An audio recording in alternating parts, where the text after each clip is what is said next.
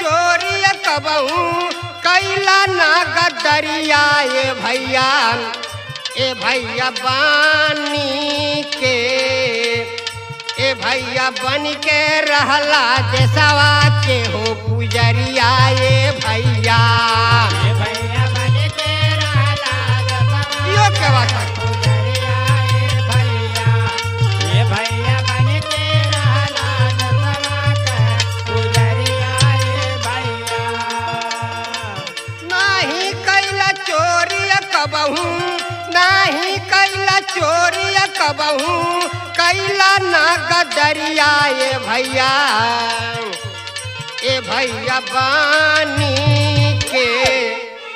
ए भैया बन के रहला जसवा के हो पुजरिया ए भैया बन के रहला दसवा यो क्या बात है भैया बन के रहला दसवा के पुजरिया ए भैया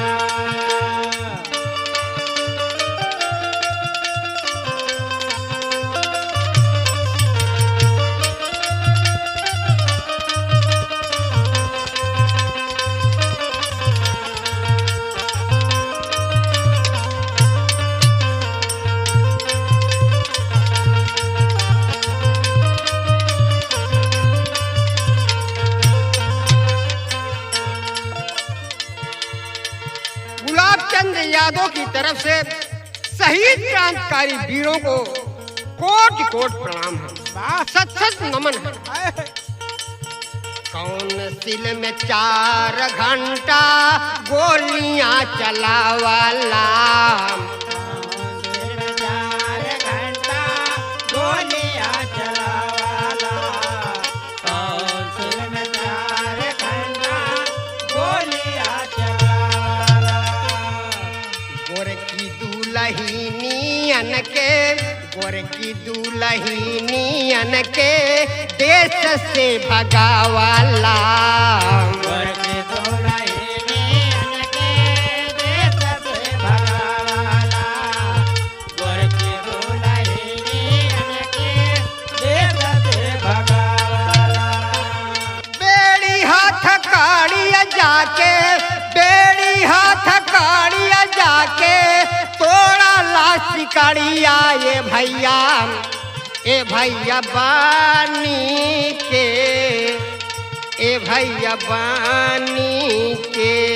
ए भैया बन के रहला जसवा के हो पुजरिया ए भैया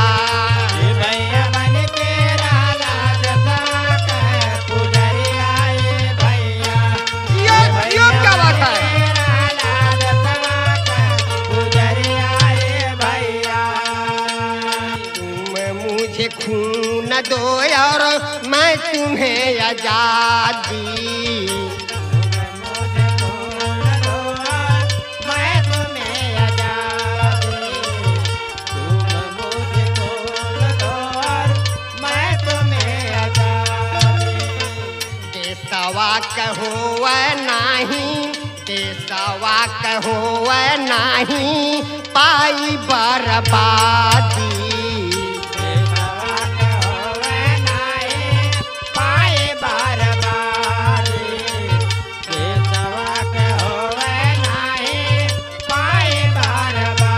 जय जवान जय किसान के मिट्टी है ना लकीरिया ए भैया बानी के ए भैया बानी के ए भैया बन के रहला देसवा के हो पुजरिया ए भैया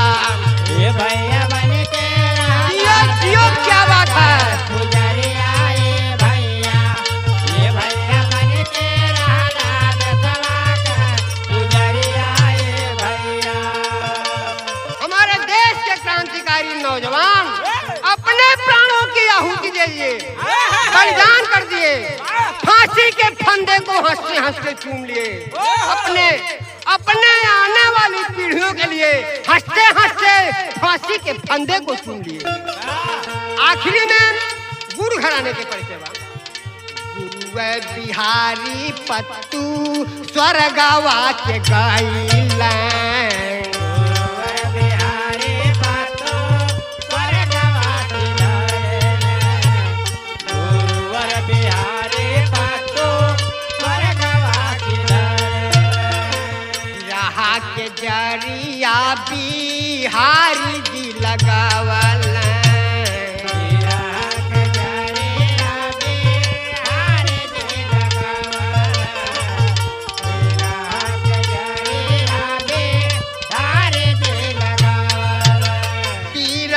के जरिया बिहारी जी लगावला बिहारी जी लगावला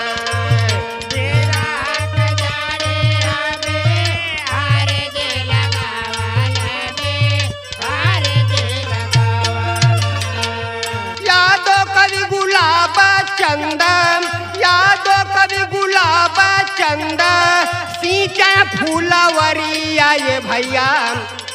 ए भैया बानी के ए भैया बानी के ए भैया बानी के